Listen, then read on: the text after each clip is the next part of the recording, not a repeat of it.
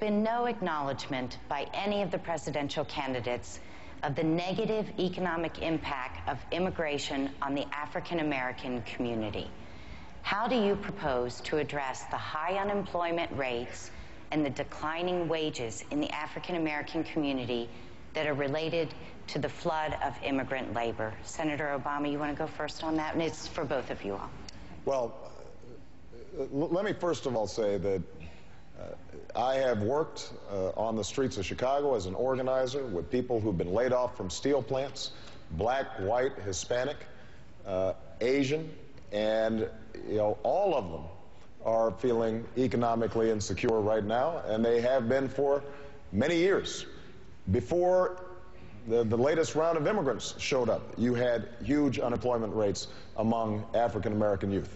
And so I think to suggest somehow that the problem that we're seeing in inner city unemployment, for example, is attributable to immigrants, I think is a case of scapegoating that I do not believe it. I do not subscribe to it.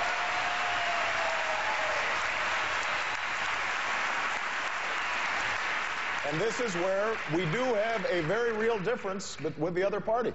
I believe that we can be a nation of laws and a nation of immigrants. Now, there is no doubt that we have to get control of our borders. We can't have hundreds of thousands of people coming over to the United States without us having any idea who they are. I also believe that we do have to crack down on those employers that are taking advantage of the situation, hiring folks who cannot complain about worker conditions, who aren't getting the minimum wage sometimes or aren't getting overtime. We have to crack down on them. I also believe we have to give a pathway to citizenship after they've paid a fine and learned English to those who are already here, because if we don't, they will continue to undermine U.S. wages. But let's understand more broadly that the economic problems that African Americans are experiencing, whites are experiencing, blacks and Latinos are experiencing in this country are all rooted in the fact that we have had an economy out of balance. We've had tax cuts that went up instead of down. We have had a lack of investment in basic infrastructure in this country. Our education system is chronically underfunded.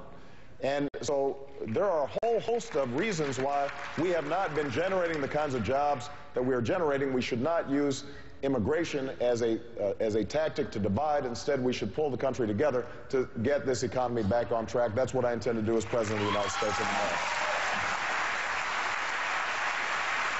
All right, Senator Clinton, now we're going to stay on this subject, but Doyle has a follow-up. Senator Clinton, Senator Obama has said that he favors allowing illegal immigrants to obtain driver's licenses, and you opposed that idea. Why? Well, let me start with the original question from Kim, because I think it deserves an answer. I believe that in many parts of our country, because of employers who exploit undocumented workers and drive down wages, there are job losses, and I think we should be honest about that. There are people who have been pushed out of jobs in factories and meat processing plants and all kinds of settings, and I meet them. You know, I was in Atlanta last night, and an African-American man said to me, I used to have a lot of construction jobs, and now it just seems like the only people who get them anymore are people who are here without documentation. So I know that what we have to do is to bring our country together to have a comprehensive immigration reform solution. That is the answer.